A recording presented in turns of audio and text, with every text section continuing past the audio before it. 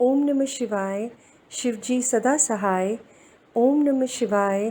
गुरुजी सदा सहाय। अध्याय 42। अपने गुरु के साथ कुछ अंतिम दिन।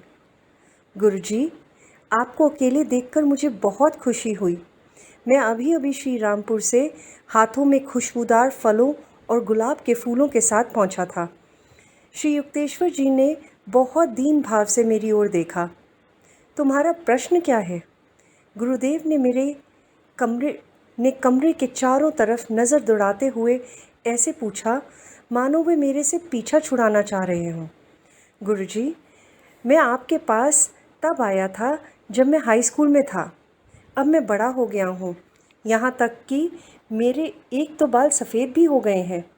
यद्यपि पहले ही मुलाकात से लेकर आज तक आपने अपना मूक प्रेम मुझ पर बरसाया है, लेकिन क्या आपको इस बात का एहसास है कि जब हम पहली बार मिले थे तब आपने कहा था कि आप मुझसे प्रेम करते हैं, लेकिन उसके बाद आपने कभी भी नहीं कहा मैं तुमसे प्रेम करता हूँ। मैंने उनकी ओर याचना भरी नज़रों से देखा। गुरुदेव ने अपनी नज़रें झुका ली। योगानंद, क्या ज़रूरी है कि प्रगाढ़ प्रेम जो इस मूक हृदय में सुरक्षित है, उन्हें बिना किसी भाव के शब्दों द्वारा प्रकट करना ज़रूरी है? गुरुजी, मैं जानता हूँ कि आप मुझसे प्रेम करते हैं, लेकिन मेरे कान इन शब्दों को आपके मुख से सुनने के लिए तरस रहे हैं। जैसे तुम्हारी इच्छा। अपने वैवाहिक जीवन में मुझे एक पुत्र की इच्छा थी, जिसे मैं उसे यौगिक रास्ते में प्रशिक्षित कर सकूं। जब तुम मेरे जीवन में आए तब मैं संतुष्ट था, क्योंकि मुझे मेरा पुत्र मिल गया था। श्री युक्तेश्वर जी की आंखों में आंसू साफ साफ छलक रहे थे। योगानंद, मैं तुम्हें हमेशा प्यार करूँगा। आपके उत्तर ने मेरे लिए स्वर्ग के द्वार खोल दिए हैं। मेरे हृदय से बड़ा भार उतर गया है। अक्सर मैं उनकी चुप्पी से विस्मित हो जाता था और इस बात का एहसास था कि वे विरक्त और आत्मसंतुष्ट हैं। फिर भी मुझे इस बात का डर रहता था कि शायद मैं उन्हें पूरी तरह से संतुष्ट करने में असफल था।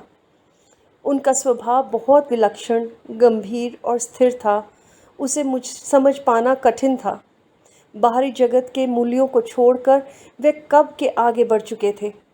कुछ दिनों बाद जब मैंने कलकत्ता के अल्बर्ट हॉल में बड़ी जनसभा में व्याख्यान दिया, तब श्री युक्तेश्वर जी ने मंच पर संतोष के महाराजा और मेयर के साथ बैठने की अनुमति दे दी। यद्यपि गुरुदेव ने मुझसे कुछ नहीं कहा, मैं बीच बीच में उनकी तरफ देखकर बोल रहा था और मुझे लगा मैंने उनकी आंखों में खुशी की चमक देखी। वे प्रसन्न थे। फिर मुझे श्री रामपुर कॉलेज में स्नातक कर चुके छात्रों के बीच बोलने का अवसर मिला। जब मैंने अपने पुराने सहपाठियों को देखा और उन्होंने अपने पागल सन्यासी को देखा, तो हमारी आंखों में अश्रुधारा निसंकोच बहने लगी। मेरे दर्शन शास्त्र के मधुर भाषी प्रोफेसर डॉक्टर घोषाल ने आगे बढ़कर मेरा अभिनंदन किया। समय ने हम दोनों के बीच की गलतफहमियां दूर कर दी थी। श्री रामपुर आश्रम के शीत ऋतु में होने वाला दक्षिणायन उत्सव दिसंबर महीने के अंत में मनाया गया। हमेशा की तरह श्री युक्तेश्वर जी के शिष्य आसपास और दूर दराज से एकत्रित हुए। भक्तिपूर्ण संकीर्तन, क्रिस्टोदा की मधुर आवाज़ में गायन और युवा शिष्यों द्वारा परोसा गया भोजन। आश्रम के शिष्यों में से खचाखच भरे आंगन में तारों की छाँव में श्री युक्तेश्वर जी का अत्यंत प्रेरणादायक प्रवचन हुआ। मेरे सारे आश्रम में बिताए गए पलों की स्मृतियाँ ताज़ी हो गईं। बीते वर्षों के आनंद से परिपूर्ण उत्सव की याद से मैं भाव विह्वल हो उठा। आज रात कुछ नया होने वाला था। योगानंद, आज की सभा में प्रवचन तुम करोगे, वह भी अंग्रेजी में। गुरुदेव की आंखें चमक रही थीं जब उन्होंने मुझसे 2 अनोखे काम करने के लिए कहा, एक तो प्रवचन, दूसरा अंग्रेजी में। कहीं वे जहाज़ में दिए मेरे भाषण का मखौल उड़ाए जाने पर विचार तो नहीं कर रहे थे? मैंने प्रवचन के दौरान अपने गुरु भाइयों को वह किस्सा सुनाया उस कहानी को समाप्त करते हुए अपने गुरु के प्रति अपना आभार प्रकट किया। उस दिन गुरु के आशीर्वाद के कारण ही मैं जहाज़ में व्याख्यान दे सका था। मेरे सर्वव्यापी गुरु केवल उस समुद्र के जहाज़ में ही मेरे साथ नहीं थे, बल्कि इन 15 वर्षों में मेरे विशाल और आतिथ्य से भरपूर अमेरिका में मेरे गुरु हर दिन मेरे साथ थे। इन शब्दों के साथ मैंने अपना प्रवचन समाप्त किया। जब सब अतिथि विदा हो गए, तब श्री युक्तेश्वर जी ने मुझे अपने कमरे में बुलाया। यह वही कमरा था जहां शुरुआती वर्षों के उत्सव के बाद केवल एक बार लकड़ी के पलंग पर उनके साथ सोने की इजाज़त मिली थी। आज रात मेरे गुरु शांत बैठे थे और उनके शिष्य उनके चरणों के वर्तकार बनाकर उन्हें घेर कर बैठे थे। योगानंद, क्या तुम अभी कलकत्ता रवाना हो रहे हो? कृपा करके कल यहाँ वापस आ जाना, मुझे तुम्हें कुछ बताना है। अगले दिन दोपहर में मुझे सरल शब्दों में आशीर्वाद देते हुए उन्होंने सन्यास की उच्चतर उपाधि परमहंस प्रदान की। मैं उन्हें प्रणाम करने के लिए झुका, तब उन्होंने मुझे कहा, यह अब औपचारिक रूप से तुम्हारी स्वामी उपाधि का स्थान लेगी। तब मैंने मन ही मन सोचा कि अब मेरे अमेरिकी शिष्यों को परमहंस जी बोलने में कितनी कठिनाइयाँ आएंगी। मैं अपनी दबी हंसी नहीं रोक पाया। मेरा कार्य इस धरती पर समाप्त हो गया, तुम्हें ही इसे अब आगे चलाना है। गुरुदेव शांत स्वर में कह रहे थे। उनकी आंखें शांत और सौम्य थी। मेरा हृदय डर के मारे तेज़ी से धड़क रहा था। कृपया करके पुरी के अपने आश्रम का कार्यभार संभालने के लिए किसी को भेज दो। वे आगे कहते गए, मैं सब कुछ तुम्हारे हाथों में छोड़ता हूँ। तुम अपने जीवन की नाव को सफलतापूर्वक दिव्य विचारों तक पहुँचा पाओगे। रोते हुए मैं उनके चरणों से लिपट गया। वे उठे और मुझे बहुत प्यार से आशीर्वाद दिया। अगले दिन मैंने रांची से एक शिष्य स्वामी सेवानंद को बुलाया और उसे पुरी के आश्रम का कार्यभार और कर्तव्यों को पूरा करने की जिम्मेदारी सौंपी। बाद में मेरे गुरु ने मेरे साथ विस्तार से अपने जायदाद संबंधी कानूनी कार्रवाई के बारे में विचार विमर्श किया। वे इस संभावना का निवारण करना चाहते थे, क्योंकि उन्हें शंका थी कि रिश्तेदार उनकी मृत्यु के बाद संपत्ति पर हक के लिए कानून का सहारा ले सकते हैं। उनके पास 2 आश्रम और अन्य संपत्तियां थीं, जिनका उपयोग वे लोक उपयोगी कार्यों के लिए करना चाहते थे। हाल ही में गुरुदेव की खिदिरपुर जाने की सभी तैयारियां हो गई थीं, लेकिन वे जा नहीं सके। एक दोपहर अमूल्य बाबू, जो मेरे गुरु भाई थे, उन्होंने मुझे ये बात बताई। इसे पूर्व चेतावनी समझकर मैं अंदर तक सिहर गया। जब मैंने जोर देकर इस बारे में पूछा, तब श्री युक्तेश्वर जी ने मुझे केवल यही कहा, अब मैं खिदिरपुर कभी नहीं जाऊंगा। एक क्षण के लिए गुरुदेव एक डरे बच्चे की तरह कांप उठे। पतंजलि के अनुसार यह शरीर का प्राकृतिक स्वभाव है। अपने शारीरिक स्वरूप के साथ आसक्ति करना यह अति प्राचीन जड़े और मृत्यु के पूर्व के अनुभव की वजह से है, और बड़े बड़े संतों में भी अपनी देह के प्रति थोड़ी बहुत आसक्ति रहती है।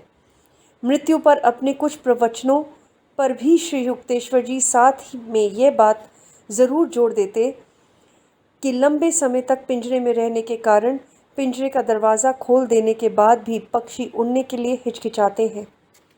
गुरुजी, आंसुओं से रुद्ध कंठ से मैंने याचना की, ऐसा मत कहिए, कभी भी इन शब्दों को मुझे मत बताइए। श्री युक्तेश्वर जी का चेहरा शांतिपूर्ण मुस्कान के साथ सहज हो गया। उनका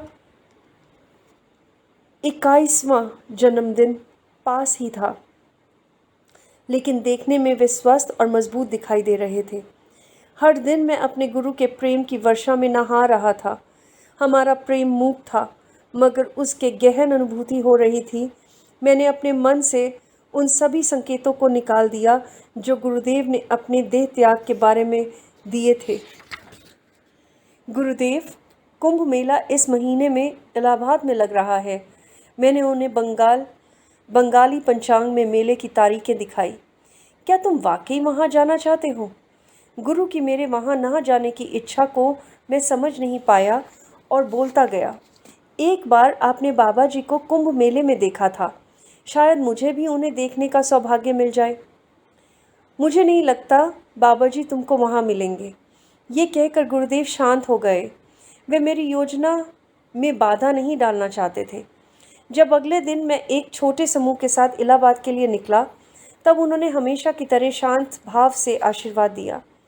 जाहिर है मैं श्री युक्तेश्वर जी के संकेतों को समझ नहीं पा रहा था, क्योंकि देह त्याग के समय मैं स्वयं को कितना असहाय और विवश महसूस करूँगा, इस स्थिति से ईश्वर मुझे बचाना चाहते थे। ऐसा हमेशा से हुआ है कि जब भी मेरा कोई अति प्रिय इस दुनिया से विदा हुआ, ईश्वर ने मुझे ऐसी स्थितियों और दृश्यों में हमेशा उस स्थान से दूर रखा। हमारी मंडली कुंभ मेले में 23 जनवरी 1936 को पहुंच गई। करीब 20 लाख लोगों का उमड़ता सैलाब। ये एक विशिष्ट दृश्य था और अभिभूत करने वाला भी। साधारण से साधारण भारतीय शहर का हो या गांव का, पढ़ा लिखा हो या अनपढ़, सभी ईश्वर के अगाध महत्व का ज्ञान रखते हैं और ऐसे साधु संतों के प्रति उनकी श्रद्धा है जिन्होंने ईश्वर प्राप्ति के लिए सांसारिक बंधनों का त्याग किया है। वहाँ नकली और पाखंडी साधु सन्यासी भी होते हैं, लेकिन भारतीय सभी के प्रति श्रद्धा भाव रखते हैं। उन गिने चुने के कारण जो पूरे विश्व को अपने आत्म प्रकाश से धन्य करते हैं। विदेशी पर्यटक जो इस विशाल दृश्य को देखते हैं, वे इस देश की भूमि को नब्ज़ को महसूस कर सकते हैं। यही वे आध्यात्मिक उत्साह है जिसकी वजह से भारत समय के कठोर प्रवाहों को सहन कर सका है। एक चित्र जिसमें स्त्री योगिनी शंकरी माई जीव, महान त्रैलंग स्वामी जी की अकेली जीवित शिष्या, ठीक उनके बगल में पगड़ी पहने हुए स्वामी विनयानंद, हमारे लड़कों के रांची योग स्कूल के डायरेक्टर। इस फोटो को वर्ष 1938 में हरिद्वार के कुंभ के मेले में खींचा गया था। स्त्री संत की उम्र उस समय 112 वर्ष की थी।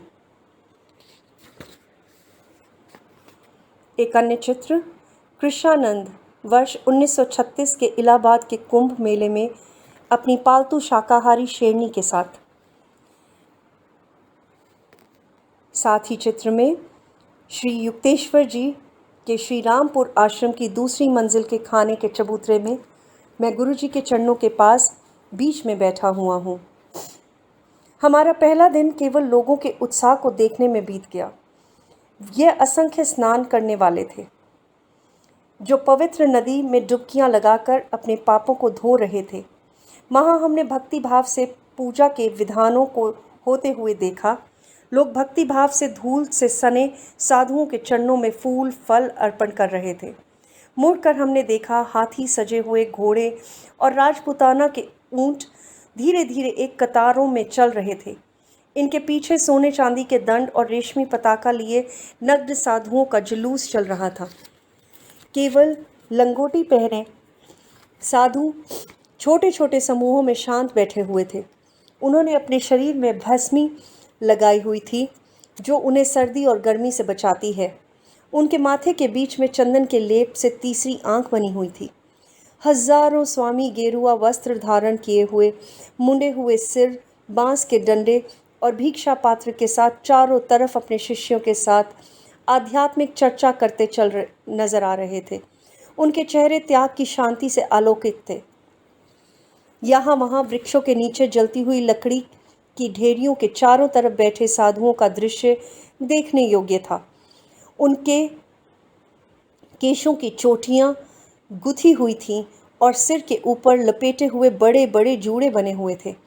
किसी की दाढ़ी कई फुट लंबी थी, घुंघराले लटों और बालों को गांठ में बांधा हुआ था। वे चुपचाप ध्यान में रत थे या आसपास गुजरती हुई भीड़ के आशीर्वाद दे रहे थे। भिखारी, हाथी पर सवार महाराजा, रंग बिरंगी साड़ियाँ पहने औरतें जिनकी चूड़ियाँ और पायल आवाज़ करती जा रही थी, हाथ ऊपर उठाए फकीर ब्रह्मचारी अपने ध्यान के लिए योग दंड के साथ, विनम्र साधु जिन्होंने अपने आंतरिक परमानंद को छुपा रखा था, इन सब के ऊपर लगातार बजने वाली मंदिर की घंटियां, जो भक्तों को बुलाने का संकेत था। मेले के दूसरे दिन मैं अपने साथियों के साथ कई आश्रम और अस्थायी कुटियों में गया और संतों का दर्शन कर रहे उन्हें प्रणाम किया।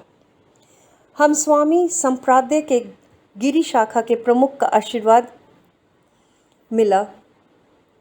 एक दुबले पतले सन्यासी जिनकी आंखें तेज प्रकाश से मुस्कुरा रही थीं। फिर हम एक आश्रम में गए जिसके गुरु ने पिछले 9 वर्षों से मौन व्रत धारण किया हुआ था और खाने में वे केवल फल लेते थे। आश्रम के बीच के हॉल के मंच पर एक अंधे साधु बैठे हुए थे। शास्त्रों के ज्ञाता, उन्हें सभी संप्रदाय के लोगों की श्रद्धा प्राप्त थी। मैंने वहाँ संक्षेप में वेदांत पर हिंदी में प्रवचन दिया। फिर हम उस शांतिपूर्ण आश्रम को छोड़कर पास ही स्वामी कृष्णानंद से मिलने गए। उनका आकर्षक व्यक्तित्व, गुलाब की तरह लाल गाल, बलवान कंधे, साधु देखने में बहुत सुंदर थे। उनके पास एक शेरनी लेटी हुई थी। मुझे यकीन है वह साधु के आत्मिक प्रभाव पर आकर्षित हुई थी, ना कि उनके बल सौष्ठव पे। जंगल के पशु ने मांसाहार का त्याग कर दिया था और उसका भोजन दूध रोटी था। स्वामी जी ने बादामी बालों वाले पशु को एक आकर्षक गुर्राहट के साथ ओम कहना सिखाया दिया था। एक भक्तिन बिल्ली। हमारी अगली मुलाकात एक विद्वान युवा साधु से हुई जिसका वर्णन मिस्टर राइट की यात्रा डायरी में है। हमने फोर्ड कार से एक चरमराते पुल से गंगा पार किया। हमारी कार भीड़ से होते हुए संकरी और तुड़ी मुड़ी गलियों में सांप की तरह रेंगते हुए धीरे धीरे आगे बढ़ने लगी। रास्ते में गंगा किनारे योगानंद जी ने वह स्थान भी दिखाया जहां श्री युक्तेश्वर जी और बाबा जी मिले थे। थोड़ी देर बाद हम गाड़ी से बाहर निकलकर कुछ दूर साधुओं की जलती अग्नि के धुएं और फिसलती रेत से होते हुए साधारण मिट्टी और घास फूस से बनी बेहद साधारण झोंपड़ियों के पास पहुंचे। हम एक झोंपड़ी के आगे रुके जहां एक छोटा सा दरवाज़ा रहित प्रवेश मार्ग था।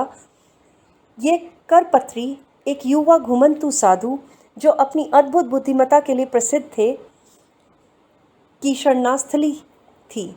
वहाँ वे अपने पैरों को मोड़कर पालथी मारकर पुआल के ऊपर बैठे हुए थे। उन्होंने एकमात्र वस्त्र गेरुए रंग के वस्त्र से अपना कांधा लपेटा हुआ था। हम घुटने के बल पर झुकते हुए झोंपड़ी में घुसे और ज्ञानी महात्मा को प्रणाम किया। उन्होंने हमें एक दिव्य मुस्कान के साथ देखा। द्वार पर रखी मिट्टी के तेल की लालटेन की लौ अजीब ढंग से टिमटिमा रही थी। उसकी परछाई दीवारों पर भिन्न भिन्न आकारों में नाच रही थी। उनका चेहरा, विशेषकर उनकी आंखें और उत्तम दंत पंक्ति चमक रहे थे। उनकी हिंदी अजीबोगरीब थी, परंतु उनके हाव भाव सब कुछ बता देते थे। वे उत्साह, प्रेम और आध्यात्मिक वैभव से भरे हुए थे। उनकी महानता में किसी का कोई शक नहीं हो सकता था। एक मनुष्य के खुश भरे जीवन की कल्पना कीजिए जो सांसारिक दुनिया से विमुख हो, न वस्त्रों की कोई मुश्किल, न भूख की लालसा, जिसे भिक्षा मांगने की ज़रूरत ही नहीं हो, पकाया भोजन जो 2 दिन में एक बार खाता हो, कभी भिक्षा पात्र को पास न रखा हो, रुपए पैसे के झंझटों से मुक्त, पैसों से कोई मतलब नहीं, किसी वस्तु का संग्रह करने की कोई ज़रूरत नहीं, हमेशा ईश्वर पर विश्वास रखने वाला, किसी भी वस्तु को एक जगह से दूसरी जगह ले जाने के लिए वाहन की ज़रूरत नहीं, लेकिन हमेशा वे पवित्र नदियों के किनारे चलते हुए किसी भी स्थान पर 1 सप्ताह से ज़्यादा नहीं रुकते थे जिससे स्थान से लगाव न हो जाए। और इतनी विनम्र आत्मा, वेदों का असाधारण ज्ञानी, जिसके पास बनारस विश्वविद्यालय की एमए की डिग्री और शास्त्री की उपाधि हो। जब मैं उनके चरणों में बैठा तब मेरे मन में एक वैभवपूर्ण और अति उत्कृष्ट एहसास हुआ। ऐसा प्रतीत हुआ मानो मेरी प्राचीन और असली भारत देखने की इच्छा पूर्ण हो गई थी। क्योंकि ये आध्यात्मिक महापुरुषों की इस धरती के सच्चे प्रतिनिधि हैं। मैंने करपत्री जी से उनके घुमक्कड़ जीवन के बारे में पूछा। क्या आपके पास जाड़े के लिए अन्य वस्त्र नहीं हैं? नहीं, ये काफ़ी है। क्या आप पुस्तक साथ रखते हैं? नहीं, जो मुझे सुनना चाहते हैं उन्हें मैं अपनी याददाश्त से सुनाता हूँ। इसके अलावा आप क्या करते हैं? मैं गंगा किनारे घूमता हूँ। इन शांत सारगर्भित शब्दों को सुनकर मैं उनकी सादगी युक्त जीवन को अपनाने के लिए उत्सुक हो उठा। मुझे अमेरिका और उसके साथ जुड़ी जिम्मेदारियों जो मेरे कंधों पर थी वे याद आईं। मैंने एक क्षण के लिए दुखी होकर सोचा, नहीं योगानंद, तुम्हारे लिए इस जीवन में गंगा किनारे घूमना नहीं है। जब साधु ने आध्यात्मिक अनुभूतियों के बारे में बताया तब मैंने उनसे अचानक एक प्रश्न पूछा, आप क्या ये विवरण आध्यात्मिक शास्त्रों का बता रहे हैं या फिर अपने आंतरिक अनुभवों से? आधा पुस्तकों के ज्ञान से, उन्होंने मुस्कुराते हुए स्पष्ट शब्दों से कहा, आधा मेरे अपने अनुभवों से। अब थोड़ी देर ध्यान में बैठे। उनकी पवित्र उपस्थिति को छोड़ने के बाद मैंने मिस्टर राइट को कहा, ये राजा है जो सुनहरे पुआल से बने सिंहासन पर बैठा है। उस रात हमने तारों की छाँव में मेले के मैदान में पत्तों की प्लेटों पर भोजन खाया। इन्हीं पत्तों को लकड़ी की तीली से जोड़कर बनाया जाता है। इस तरीके द्वारा भारत में बर्तन धोने की ज़रूरत बहुत कम पड़ती है। इतने मनोहारी कुंभ मेले में हम लोग 2 दिन और रहे, फिर उत्तर पश्चिम की ओर यमुना नदी के किनारे आगरा की ओर चल पड़े। एक बार फिर मैंने ताजमहल को देखा। मेरी स्मृतियों में जितेंद्र मेरे बगल में खड़ा था। हम दोनों मंत्रमुग्ध हो संगमरमर के उस ताजमहल को स्वप्न में देख रहे थे। फिर वृंदावन केशवानंद जी के आश्रम में गए। केशवानंद जी से मिलने का मुख्य कारण ये पुस्तक थी। मैं कभी भी श्री युक्तेश्वर जी द्वारा किए गए अनुरोध को भूला नहीं था कि मैं लाड़ी महाशय के जीवन पर भी एक पुस्तक लिखूं। वर्तमान में भारत के इस प्रवास के दौरान मैं योगावतार के शिष्यों और रिश्तेदारों से मिलने का हर तरह से प्रयास कर रहा था। उनके साथ हुए हर वार्तालाप का विस्तार से लिख रहा था। मैं घटनाओं और तिथियों की तथ्यता को जांच रहा था और पुराने फोटो, पत्रों, दस्तावेज़ों और प्रमाणों को एकत्रित कर रहा था। मेरी लाड़ी महाशय से संबंधित सामग्री बढ़ती ही जा रही थी। जिस बैग में मैं ये सब सामग्री रख रहा था वह फूलता जा रहा था। मेरे सामने इस सब को पुस्तक रूप में लिखने का जो भारी भरकम काम था उसके बारे में सोचकर डर जाता था। मैं प्रार्थना कर रहा था कि इतने महान गुरु का जीवन चरित्र लिखने में मैं सफल हो सकूं। उनके अनेक शिष्यों का डर था कि लिखित वर्णन में कहीं उनके गुरु का अनादर ना हो जाए या उनकी किसी बात का गलत अर्थ ना निकाला जाए। एक बार पंचानन भट्टाचार्य ने मुझसे कहा था, निर्जीव शब्दों से महाअवतार के जीवन चरित्र को लिखकर क्या कोई उन जैसे महापुरुष की जीवनी के साथ न्याय कर पाएगा? एक अन्य उनके बहुत करीबी शिष्य भी योगा अवतार की यादों को अपने हृदय से गुप्त रखना चाहते थे। फिर भी लाड़ी महाशय ने अपने जीवन चरित्र के बारे में स्वयं ही जो भविष्यवाणी की थी, मैंने उनके बाहरी जीवन के बारे में जानकारी एकत्रित करने और उसकी सत्यता का परिणाम खोजने में कोई कसर नहीं छोड़ी। स्वामी केशवानंद ने अपने वृंदावन के अपने कात्यायनी पीठ आश्रम में हम लोगों का बहुत गर्मजोशी के साथ स्वागत किया। आश्रम ईंटों का बना विशाल भवन है जिसमें विशाल काले रंग के स्तंभ यानी खंबे हैं। वे तुरंत हमें बैठक खाने के लिए ले गए जहां बड़ा सा लाड़ी महाशय का चित्र टंगा हुआ है। स्वामी जी की उम्र करीब 90 तक रही होगी, लेकिन उनका मांसल शरीर भक्ति और अच्छे स्वास्थ्य का प्रदर्शन कर रहा था। लंबे केश, सफ़ेद दाढ़ी और चमकती आंखों के साथ वे यथार्थ में प्राचीन ऋषि लग रहे थे। मैंने उन्हें बताया कि मैं भारत के योगियों पर लिखी जाने वाली अपनी पुस्तक में उनके नाम के उल्लेख के लिए उनकी अनुमति चाहता हूँ। कृपा करके मुझे अपने पूर्व जीवन के बारे में कुछ बताएं। मैंने मुस्कुराते हुए अनुनय विनय की। महान योगी अक्सर कुछ कहते नहीं हैं। केशवानंद ने बहुत विनम्रता दिखाते हुए कहा, बाहरी रूप से मेरे जीवन में कुछ विशेष नहीं है। मेरा सारा जीवन हिमालय के एकांत में बीता है। मैं एक शांत गुफा से दूसरी शांत गुफा में जाता रहा। कुछ समय तक मेरे पास हरिद्वार में बड़े बड़े वृक्षों से घिरा एक आश्रम था।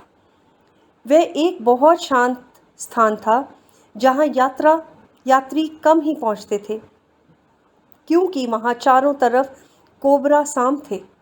केशवानंद जी दबी हंस कर बोले, बाढ़ में गंगा मेरे आश्रम और सांपों को बहा ले गई। मेरे शिष्यों ने इस वृंदावन आश्रम को बनाने में मेरी मदद की। हमारे समूह से एक ने पूछा, कैसे आपने स्वयं को हिमालय के बाघों से बचाया था?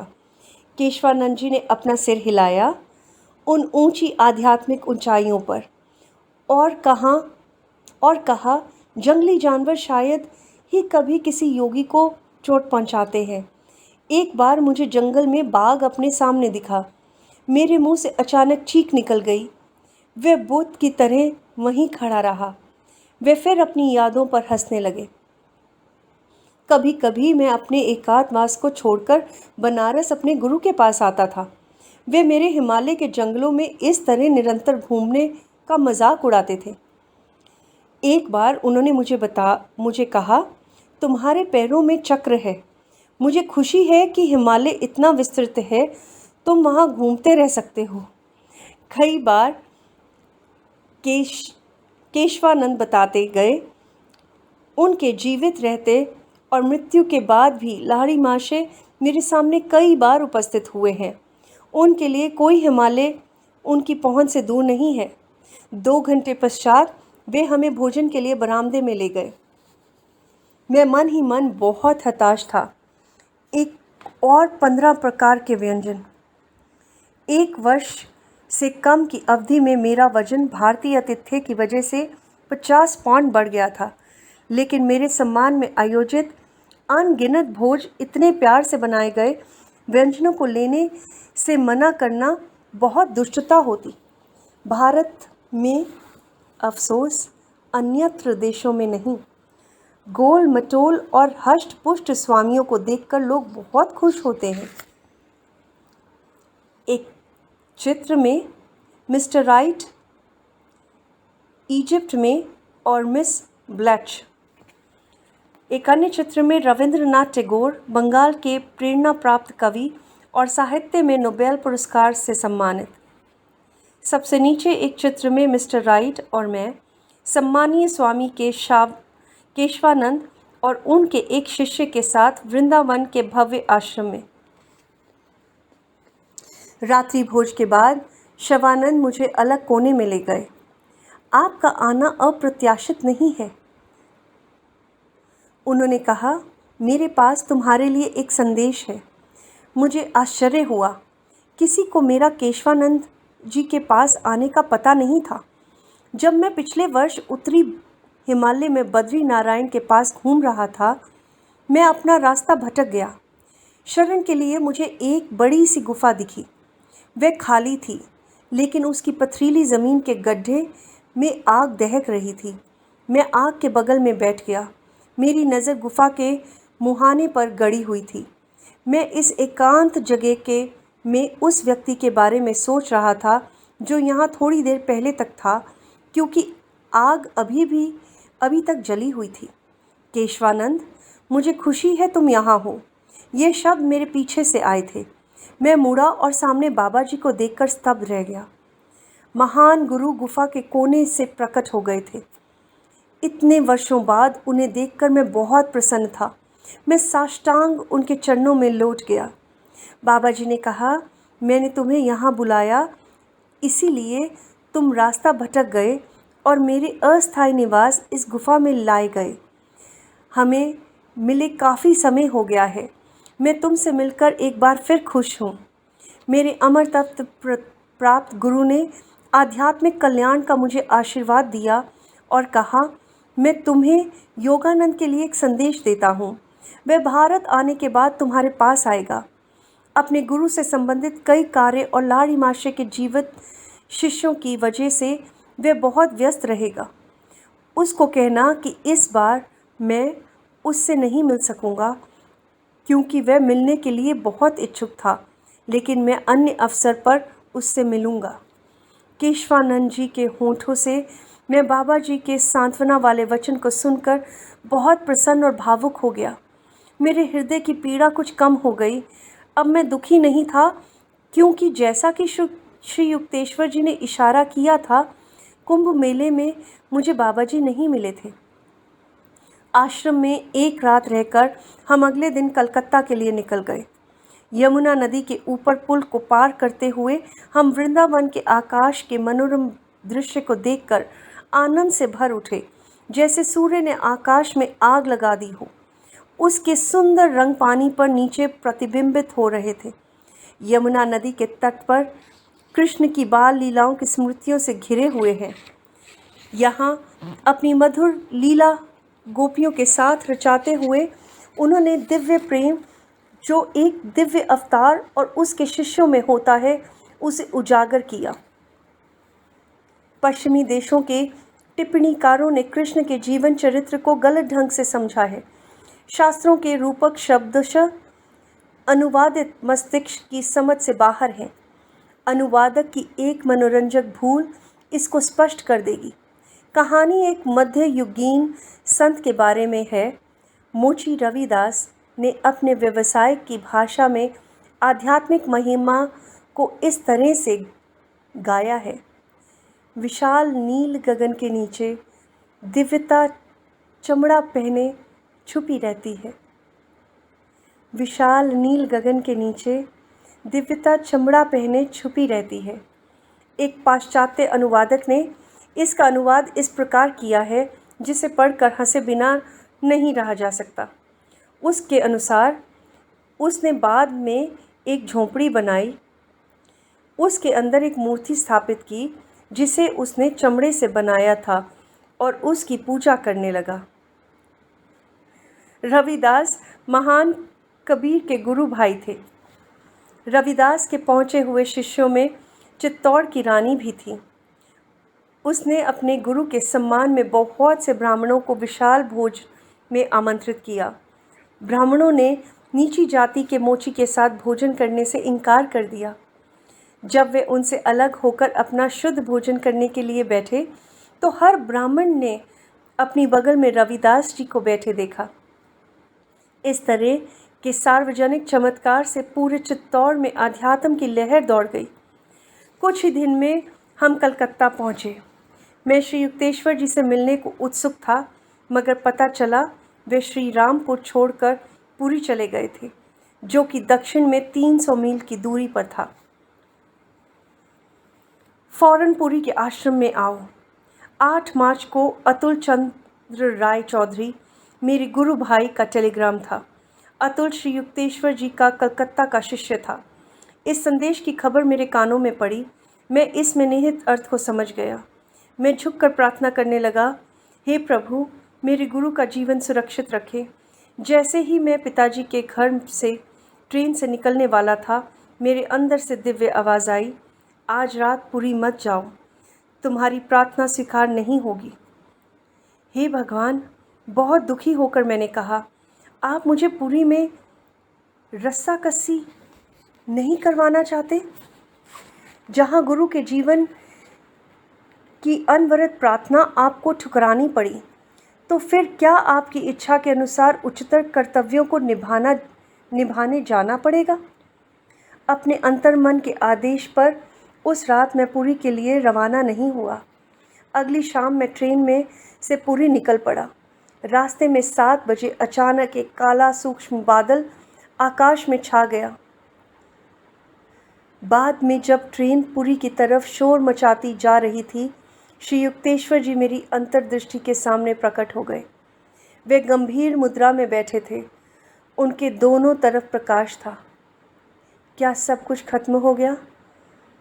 मैंने याचना करते हुए दोनों हाथ उठाए। उन्होंने हामी भरी और फिर धीरे धीरे अदृश्य हो गए। जब मैं अगले दिन पुरी के प्लेटफॉर्म पर था, मन में अभी कहीं उम्मीद थी। एक अनजान व्यक्ति मेरे पास आया। क्या आपको पता है कि आपके गुरुदेव जी चले गए हैं? और फिर बिना कुछ कहे वहाँ से चला गया। मुझे कभी नहीं पता चला वह कौन था, और यह भी कि उसे कैसे पता चला कि मुझे कहाँ ढूंढना है। मैं सन्न था। मैंने दीवार का सहारा लिया। मुझे एहसास हो गया कि गुरुदेव उस हृदय विदारक घटना को अलग अलग तरीक़ों से मुझे बताने की चेष्टा कर रहे थे। मेरे अंदर विद्रोह पनपने लगा। मेरी आत्मा एक ज्वालामुखी बन गई थी। जब तक मैं पुरी पहुंचा, मैं बेहोश होने की स्थिति में था। मेरे अंदर की वाणी मुझे बार बार प्यार से कह रही थी, अपने को संभालो, शांत हो जाओ। मैं आश्रम के कमरे में गया, जहां गुरु का पद्मासन में बैठा शरीर कल्पनीय रूप से स्वस्थ और जीवित लग रहा था। शरीर छोड़ने से पहले गुरुदेव थोड़ा बुखार से पीड़ित थे, लेकिन अनंत में लीन होने से पहले वह पूर्ण रूप से स्वस्थ थे। मैं जितनी बार भी अपने गुरुदेव के शरीर को देखता, मुझे विश्वास ही नहीं हो पा रहा था कि उनके प्राण निकल गए थे। उनकी त्वचा कोमल और मुलायम थी। उनके चेहरे में शांति का सुंदर भाव था। उन्होंने सचेत रहते हुए रहस्यमय बुलावे पर प्राण त्याग दिया था। बंगाल का शेर चला गया। मैं भौचक्का होकर चिल्ला रहा था। 10 मार्च को मैंने उनका अंतिम संस्कार किया। श्री युक्तेश्वर जी को पुरी आश्रम के उद्यान में प्राचीन सन्यासी परंपरा के अनुसार समाधि दी गई। उनके शिष्य आसपास और दूर दूर से अपने गुरु को श्रद्धांजलि देने के लिए वासंतिक विश्व शोक सभा में एकत्रित हुए। कलकत्ता के मुख्य समाचार पत्र अमृत बाजार पत्रिका ने इस तरह की रिपोर्ट प्रकाशित की। 81 वर्षीय श्रीमद स्वामी श्री युक्तेश्वर जी गिरि महाराज के प्रयाण के अवसर पर 21 मार्च को भंडारा आयोजित किया गया। इस अवसर पर अनेक शिष्य उनके अंतिम संस्कार पर पुरी पहुँचे। स्वामी महाराज भगवद गीता के सबसे उत्कृष्ट व्याख्याकार थे। वे बनारस के योगीराज श्यामाचरण लाहिड़ी महाशय के महान शिष्य थे।